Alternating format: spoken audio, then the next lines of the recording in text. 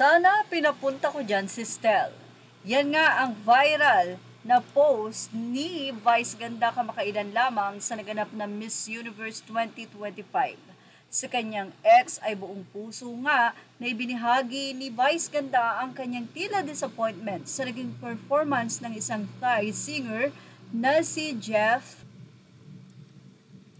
sa tour. Open na open kasi na nagbahagi itong si Vice Ganda sa kanyang ex at sinabi nito ay Juliet ang performer, ha, sana nagsabi kayo para pinapunta ko dyan si Stel. Meaning ng Juliet ay paulit-ulit.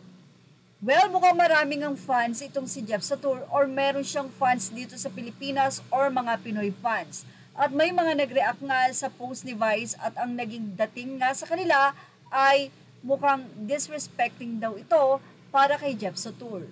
Sabi ng isang Pinoy fan ng Thai singer-actor, good afternoon. Ngayon lang mi nakakita nito. Not to hate lang ha, pero medyo nakaka-offend po ah. We're a fan of Jeff sa tour. Proud nga kami na nandun si Jeff. Tapos i-disrespect nyo lang po.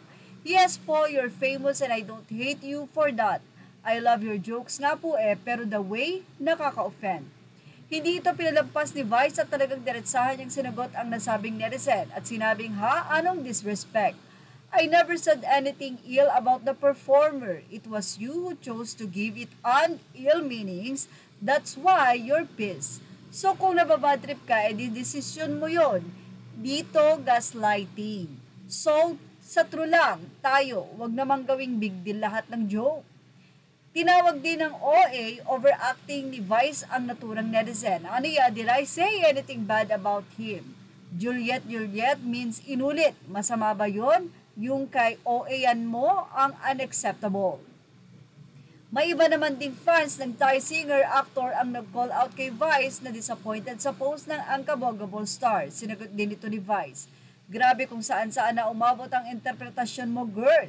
Yan ang lalo mong ikakatsaka, yung paggawa mo ng kakastresan.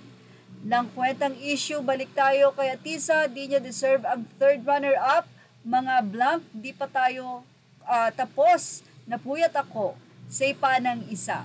Sa isang banda, dahil sa post nga na ito ni Vice ay may nagsabi rin at may nag-react na question na damay pa raw si Stel Ahero. May ilang fan din ng SB19 member na tulad ng ibang fanay ni Jeff ay hindi nagustuhan ang pinost ni Vice. Anyway, nakita naman ang reply ni Stel sa expose nito at ni Vice at game naman na nakipagbiruan din itong si Stel. Well, say nga ng mga fans ng SB1918, wag na nga lang daw pansinin ang mga hindi magagandang update. Ganun pa man, sana nga ay isa si Stel or ang SB19 sa nag-perform sa Miss You. Siguradong napakaraming 18 ang nakatutok sa nasabing event.